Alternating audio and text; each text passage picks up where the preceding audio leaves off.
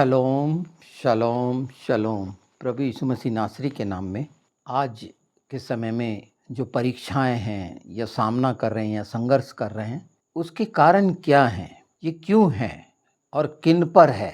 आपके सामने बहुत ही आश्चर्यजनक जो रहस्य हैं ऐसा लगता है, पर पवित्र आत्मा के द्वारा इन अंतिम समयों में ये खूबसूरत सच्चाई जानिए और पहचानिए कि प्रभु यीशु ने लूका 22 में उसका 31 पद देखते हैं। सिमोन, हे सिमोन, देख शैतान ने तुम लोगों को मांग लिया है कि गेहूं के समान फटके, परंतु मैंने तेरे लिए विनती की है कि तेरा विश्वास जाता ना रहे, और जब तू फिरे तो अपने भाइयों को स्थिर करना। फटकना, झाड़ना, चन्नी में चानना, गेहूं का दाना और भूसा की पहचान, और जब तू फिरे तो हिदायत है स्थिर करना। इतनी निर्बलता है।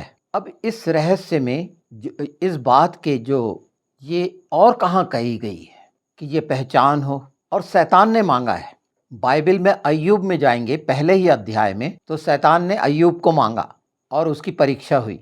आज जो स्थिति है, परीक्षा में कौन पढ़ते हैं, हम कुछ पदों को सामने लाएंगे। और पहली चीज जो जानना है कि हमने उद्धार पाए हैं, तो संपूर्ण उद्धार नहीं है, ये पूरा उद्धार नहीं है। वो कैसे? हमने उद्धार पा लिया है, जीवन आ गया है और अधिकार पाना है, अधिकार ले लिया गया है, वारिस बनना है, संतान बनना है। तो परीक्षा और सामना करना दो अलग अलग बात है। तो पहचान जो स्थिर नहीं है, हिल गया, वो परमेश्वर के राज्य के योग्य नहीं है। हिल गया से मतलब प्रभु यीशु को करीब आए फिर उससे दूर हो गए, या कहलाने के मसीह। संपूर्ण उद्धार के लिए इब्रानी 7:25 में स्पष्ट कहा गया है, हम धार्मिकता में आए यीशु के लहू के द्वारा, उस क्रूस की मृत्यु के द्वारा, पुनरुत्थान के द्वारा। यही विश्वास हम रखते हैं कि जैसे प्रभु यीशु जिलाए गए, वैसे हम भी जीवित होंगे। प्रभु यीशु की धार्मिकता में हैं हम, और ये धार्मिकता ही दुष्ट का सामना करती है। मनुष्य की व्यक्तिगत सोच विचार नहीं, हम उस धार्मिकता में हैं या नहीं। धार्मिकता में है तो पूरा उद्धार है, और धार्मिकता में है इसकी पहचान है कि जो पहली आज्ञा दी गई थी उत्पत्ति 2 में, काम करना और रक्षा करना, देखभाल करना, और वहाँ पर फल खा लिए थे भले बुरे का, अनाज्ञाकारिता के कारण। वो धार्मिकता छिनी थी, वो अधिकार छिने थे, जो पुनः यीशु में मसीह ही पा सकता है। पाया है ये नहीं, पा सकता है। अधिकार से मांगना प्रतीति होने पर कि मैं यीशु की धार्मिकता में हूँ। नहीं तो पुराने नियम में भी है छानना। उसके लिए देखिए, क्योंकि ये छानना, चालना, झाड़ना, फटकना, इसे जानना जरूरी है। ये धार्मिकता की पूरी पहचान है सामना करने वालों के लिए। आमोस 9 उसका 9वां पद, मेरी आज्ञा से इज़राइल का घराना सब जातियों में ऐसा चाला जाएगा जैसा अन्य चलनी में चाला जाता है, परंतु उसका एक भी पुष्ट दाना भूमि पर ना गिरेगा। अगर वो पुष्ट है, पुष्ट काय में होते हैं? धार्मिकता में। अय्यूब को धर्मी बताया था ना, उसके प्राण को नहीं छूना बोला था। इसे जरूर पढ़ना। और ये दो बातें जो मांगी गई हैं, हम भी क्या परीक्षा में पड़े हैं या सामना कर रहे हैं? क्योंकि ये फर्क है कि हमारे लिए मध्यस्थ हमारा महायाजक यीशु है। प्रभु यीशु ने बोले, मैं विनती करूंगा कि तू स्थिर रह सके। जब फटका जाए, झाड़ा जाए, हिलाया जाए, चाना जाए तो स्थिर रहे। ये बहुत स्पष्ट है। परिस्थितियों में एक सामना करने वाली परिस्थिति होती है, और वो सामना करेगा जो विश्वास में स्थिर है। और आज का समय जब स्थिर होंगे, तो जो आज्ञा यीशु ने पतरस को दी कि स्थिर करना जब तू फिरे, इस सच्चाई को जानने के बाद जो परीक्षाओं में पड़े हैं, अपने आप को पहचाने कि हम सचमुच में धार्मिकता में हैं, या उस बात पर विश्वास करते हैं कि खूब पाप करें कि खूब अनुग्रह हो। छूट चालाकी, ये सब खुद को सोचना है कि हम परिवार के साथ, लोगों के साथ, परमेश्वर के साथ उस प्रेम को लज्जित करते हैं क्या जो परमेश्वर ने हमसे किया, रखा, उसने रख दिया, और उस प्रेम को पवित्र आत्मा के द्वारा हमारे जीवन में हम पाते हैं। अगर वो प्रेम ही नहीं है, वो पवित्र आत्मा ही नहीं है, मरे लोग प्रेम नहीं कर सकते, वो वासना और व्यभिचार में पड़े रहेंगे। पर जो धार्मिकता में हैं वो इज़ाबेल के शिकार नहीं होंगे। प्रभु यीशु को ग्रहण करने के बाद, अपना मुक्तिदाता स्वीकार करने के बाद भी क्या हमारी स्थिति है, ये वचन पहचान करा रहे हैं। हम भी मांगे गए हैं, हमारा भी फटका जाना, झाड़ा जाना, चाला जाना या हिलाया जाना हो रहा है। उसमें कौन स्थिर है? जो सचमुच में धार्मिकता में है, उसके सामने से भागेगा शैतान। मुकाबला धार्मिकता करती है, मनुष्य नहीं करता। और इसे पूर्ण करने की प्रक्रिया है पहचान की, कि एक व्यक्ति जो अपने आप को विश्वासी कहता है, मसीही कहता है, वो सचमुच में उस लहू की पहचान में है या नहीं। अगर लहू की पहचान में है तो धार्मिकता में, तो वो आज्ञाकारी रहेगा, देखभाल करेगा, रक्षा करेगा और काम करेगा। रोमियो 6 भूलिएगा नहीं कि जब भी मृत्यु की तरफ ले जाने के लिए शैतान हिलाता डुलाता है, क्योंकि वो डोलते डालते आता है। अब हम पर पाप का कोई अधिकार नहीं। जब हम ऐसी बातें कहते हैं तो क्या सचमुच में है ऐसा? यही तो पूरी पहचान आज कर लें, क्योंकि समय इतना निकट है, और मन फिरा लें और फर्क जान लें। और निश्चित पतरस सफल हुआ, अय्यूब सफल हुआ, और आज हम मसीही हैं। उस दिशा में मत देखिए अय्यूब को कि दुगना मिल गया, वहाँ नियत ज़्यादा जाती है। स्वर्गीय राज का देखिए कि स्वर्गीय राज में हमको क्या मिल गया। जो यहाँ की लालसा करते हैं उनका दृष्टिकोण अय्यूब 42 वाला रहेगा। तो उसने कमी नहीं रखी है आशीषों के लिए। पर आशीषों का महत्व तब बेहतर है कि सचमुच में एक मसीह के द्वारा पिता पुत्र पवित्र आत्मा की महिमा हो, स्तुति बढ़ाई हो, जैसे वो ओंठों से बोलते हैं, नाम को ऊंचा उठाते हैं। खुद अगर गिर गए हैं, धार्मिकता से नीचे आ गए हैं, मनुष्य पर विश्वास करने लग गए हैं, तो निश्चित वो परीक्षा में पड़े हुए हैं। और अगर धार्मिकता में पूरी रीति से नहीं है तो कैसे कह सकते हैं कि आप अधिकारी हैं या वारिस हैं या संतान हैं जो समानता और स्वरूप में रचे गए थे? कैसे कह सकते हैं? बिल्कुल भी नहीं। धार्मिकता समानता और स्वरूप को मिलाने का काम है। और इसीलिए कहा गया है कि परमेश्वर का ये बीज धार्मिकता का अगर हमारे जीवन में है, वो लहू जो धार्मिकता का है, तो वो पाप कर ही नहीं सकता। फिलिपियों 2:8 स्पष्ट है ना कि उसने मृत्यु भी सह ली, वो हिला विला नहीं। तो जो हमारी ढाल आड़ चट्टान है, हमारा मध्यस्थ, हमारा महायाजक, हमारा मसीहा परमेश्वर, उसके बावजूद भी तो यीशु ने बोले जब तक मैं अपने राज्य में न आ जाऊं, और बोले कि वो राज्य तुम्हारे बीच में है, तो वो धार्मिकता बीच में हो तो राज्य रहेगा। हमें याद रहना चाहिए रोमी 8:34, जैसे अभी हमने 7:25 जाना कि हम क्या हैं मसीह में और पहचान कैसे हो रही है, और पवित्र शास्त्र की सच्चाई कितनी अद्भुत है। वाद विवाद तर्क कुतर्क करने वाली बातें एकदम अलग हैं, यहाँ वो सच्चाइयाँ देखिए। पहला पत्रस 5:8, सचेत हो और जागते रहो, क्योंकि तुम्हारा विरोधी शैतान गरजने वाले सिंह के समान इस खोज में रहता है कि किसको फाड़ खाए। ये हम हमेशा बोलते हैं। और सतर्क तैयारी अनंत जीवन में प्रवेश की, वो हम पवित्र आत्मा से वचन के द्वारा जान रहे हैं, और पहचान हो रही कि परीक्षा क्या है और सामना करना क्या है, और क्यों परीक्षा में पढ़ते हैं, और कौन गिर जाता है और कौन सफल होता है, स्थिर होता है इस कमजोरी के बावजूद भी। याकूब 4:7, इसलिए परमेश्वर के अधीन हो जाओ और शैतान का सामना करो तो वो तुम्हारे सामने से भाग निकलेगा। कौन खड़े होगा? जो पूरी तरह से मान लिया है, इफिसियों 6 को समझ लिया, उद्धार का टोप पहना हुआ है, वो झिलिम जो है धार्मिकता की धारण किए हुए है, सच्चाई से जिसकी कमर कसी हुई है, और वो ढाल है और तलवार वचन की है, और पैर सुहाने हैं, सुहानी जूती पहनी हुई है, चलने फिरने चाल चलन सब धार्मिकता के तहत पूरी सुरक्षा है। वो ही सामने जब खड़ा होगा तो शैतान भागेगा, क्योंकि ये शरीर और संसार की सोच का युद्ध नहीं है। हमारी आत्मा की सच्चाई क्या है?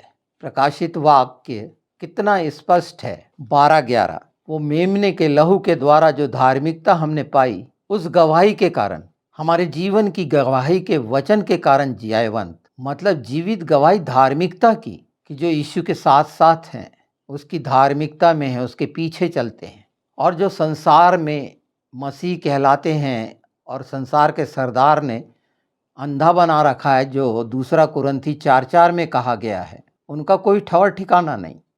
वो मनुष्यों पर विश्वास करेंगे, ज्ञान पर विश्वास करेंगे, संसार के तरीके रीति रिवाजों पर विश्वास करेंगे, जबकि पवित्र शास्त्र में जो हमारे सामने ये बात आ रही है, सच्चाइयाँ, उसमें अपने आप को नहीं देखेंगे, अपने आप को नहीं तोलेंगे। वहाँ पहचान नहीं, वहाँ नहीं, आखिरी समय में पश्चाताप कर लेंगे। वो समय नहीं आएगा। आज जब हम जान रहे हैं, और ये हमारे लिए कितनी अच्छी बात है कि हम मसीही कहलाते हैं, यीशु की सच्चाई हमारे जीवन में है और पूरा पूरा सहारा है, और इसीलिए हमेशा डर मत यही कहा गया है, क्योंकि संसार के हिलाने से, झाड़े जाने से, जाने जाने से इंसान हिल जाता है। पर यीशु ने विनती की है, सिर्फ पतरस के लिए की है, हम सब जो उसकी भेड़े हैं, कि हम में से प्रत्येक और प्रत्येक पिता पुत्र पवित्र आत्मा की महिमा का कारण, अपने बाप के नाम को ऊंचा उठाने का कारण, कि गर्व करे, जैसे यीशु पे गर्व किया पिता ने, ये मेरा प्रिय पुत्र। क्यों? क्योंकि वो धार्मिकता पूरी की, निर्दोष और निष्कलंक निकला, सब कुछ सह लिया, और प्रार्थना ही मुख्य है। 26:41 प्रार्थना का, कि जागते रहो। 26:41 मती, जागते रहो और प्रार्थना करते रहो कि तुम परीक्षा में न पड़ो। आत्मा तो तैयार है परंतु शरीर दुर्बल है। धार्मिकता में जब हम आ गए हैं और विश्वास के द्वारा, और धन्य कहे जाते हैं, आशीषित हैं, ये दो हिस्से जो आपके सामने रखे गए, अय्यूब और पतरस, इनका पूरा पहचान और वचन की सच्चाई और सहारा। वचन हमें ये दिखाना, समझाना चाह रहा है कि हम इसे देखें, समझें, अपने आप को पहचानें, कि उसकी धार्मिकता में बने रहें तो वह भाग जाएगा। और इसलिए होगा कि हमारा मृत्यु पर जयवंत प्रभु यीशु, जिसने मृत्यु के डंक को निकम्मा कर दिया, वो हम तक नहीं पहुंच सकता। हमें परीक्षा में डालने के लिए नहीं है, हम सचमुच में उसकी धार्मिकता में पूरी रीति से हैं या नहीं, ये पहचान खुद कर लें। एक योग्य वारिस संतान का कर्तव्य है कि वो भी दाग रहित हो, बेदाग झुर्री नहीं, कि बाप को भी गर्व हो और बेटे को भी गर्व हो। यही कुछ तो है, हम सबको मांग लिया गया है। हमने अपने सिर की कोई कीमत नहीं चुकाई है, पर वो धार्मिकता में हम जो हैं, उसके लहू की लाज रख रहे हैं या पाप में हर दिन गिर रहे हैं। वो सब मन की बुराइयों की बात मैं नहीं करूँगा, पर ये दो हिस्सों को जरूर देख लें और उसमें पहचान लें कि हमारे लिए स्वर्ग से रखा गया है। आशीष तो हर दिन की निश्चित है, अनुग्रह तो हर दिन का निश्चित है, क्योंकि ये प्रतिज्ञा है। ये वचन याद रखिएगा, पहला पतरस पहला अध्याय और उसका 7वां पद। और यह इसलिए है कि तुम्हारा परखा हुआ विश्वास, जो आग से ताए हुए नासमान सोने से कहीं अधिक बहुमूल्य है, यीशु मसीह के प्रकट होने पर प्रशंसा और महिमा और आदर का कारण ठहरे। कि हाँ, मुझे बचाने वाले ने जो मुझ पर दया, कृपा और उपकार किया और क्षमा किया और अनुग्रहित किया, मैं क्या कर रहा हूँ अभी, इधर उधर के मुगालते से निकलकर यीशु के साथ व्यक्तिगत उसकी धार्मिकता में, तो वो प्रकाश में, उसकी धार्मिकता में रहेंगे तो कैसे पाप हो सकता। वो मदद है ना, वो विनती कर चुका है हमारे लिए। जब हम किसी को प्रार्थना करने के लिए बोलते हैं तो विश्वास कर लेते हैं ना, क्या इस बात पर विश्वास नहीं हो रहा? और ये विश्वास ही वो सब बातों को जो दुष्टता ने अंधा बनाकर कराई है, उससे निकल जाने का एक सुनहरा मौका है, स्थिर होकर स्थिर करने का मौका है। और ये पहचान करा रहा है, अगर शुरू से बहुत ध्यान से देखेंगे, सुनेंगे, समझेंगे, तो छुटकारा पालेंगे, सामना करने वाले योद्धा हो जाएंगे। सामने रह ही नहीं सकता। परीक्षा तो दूर की बात है, परीक्षा सिर्फ इसीलिए हो रही है कि हम धार्मिकता में पूरी रीति से उसकी परिपूर्णता में हैं या नहीं, कि संसार और शरीर में भटके हैं, संसार के सरदार के द्वारा। निश्चित जेल आएगा, जो रोमियो 8:11 में कहा गया है। देखिए इब्रानी 12:27, और यह वाक्य एक बार फिर इस बात को प्रकट करता है कि जो वस्तुएं हिलाई जाती हैं वे सृजी हुई वस्तुओं के कारण टल जाएंगी, ताकि जो वस्तुएं हिलाई नहीं जाती वे अटल बनी रहें, पूरी तरह स्थिर रहें उसमें, बाकी सब नाश हो जाएगा। ये वचन हमारे लिए ही तो रखा गया ना, जो पहला यूहन्ना यूहन्ना पहला उसका 12, परंतु जितनों ने उसे ग्रहण किया उसने उन्हें परमेश्वर की संतान होने का अधिकार दिया, अर्थात उन्हें जो उसके नाम पर विश्वास रखते हैं। ये बदल देगा सर्वांग अस्तित्व को, धार्मिकता उस नम्रता और दीनता में ले आएगा जो हम देखते हैं फिलिपियों 2:8 में। यीशु मृत्यु शैली नम्र और दीन बन गया। हमने क्या क्या बातों से उद्धार पाया, पाप से, मौत और विनाश से उद्धार पाया जो 3:16 में है। शरीर की मुक्ति जो हम 8:23 में देखे, रोमियो 8:23। परमेश्वर के न्याय से उद्धार, पहला थिस्सलुनीयों 1:10। किनका? जो धार्मिकता में है, जो धार्मिकता में है। और ये साफ कहता है प्रेरितों 4:12, और कोई नाम नहीं दिया गया, ना आकाश में, ना पृथ्वी, ना समुद्र, और कहीं कहीं नहीं, कहीं नहीं।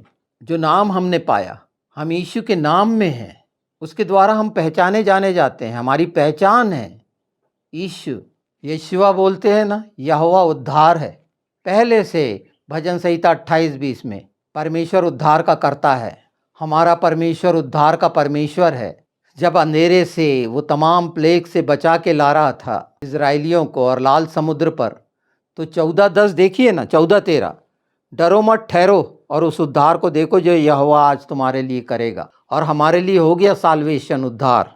अब पूरा पूरा उद्धार निकाल तो ले आया, और वो जंगल में साथ नहीं रह सके, मरुस्थल में, बियाबान में मर गए।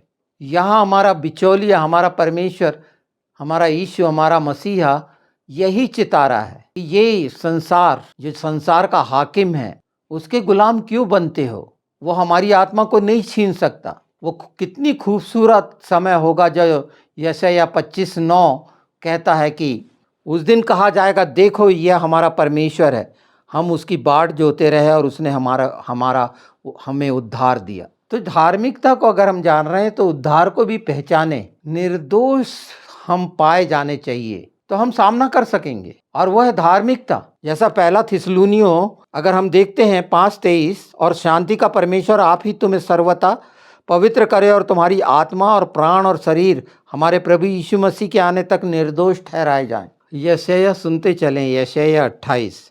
उसकी सांस ऐसी उमड़ने वाली नदी के समान है जो गले तक पहुंचती है। वह सब जातियों को नाश के सूप से फटकेगा और देश देश के लोगों को भटकाने के लिए उनके जबड़ों में लगाम लगाएगा। वो सब जो परमेश्वर विरोधी हैं, उनके साथ क्या क्या होगा, जो शैतान के साथ हो गए हैं उनके साथ क्या क्या होगा। और वो धोखा देने वाले, जहाँ यीशु कह देगा कि मैं इन्हें नहीं जानता, उनकी बात है ये, उनके साथ क्या क्या होगा। और वो सीधे सीधे आग की झील है। ये जानने के बाद भी यीशु ने कहा, नहीं जानते तो कोई दोष नहीं, पर अब तुम जानते हो। और आज हम पहचान पूरी धार्मिकता की अपने जीवन में कर लें। धार्मिकता क्या है और ये परीक्षाएं क्यों हैं और इन परीक्षाओं का सामना कैसे है। तो सामना कर रहे हैं हम परीक्षा का, या उस बात के लिए कि हम यीशु की धार्मिकता में हैं। कोई हथियार हम पर सफल नहीं हो सकता शैतान का।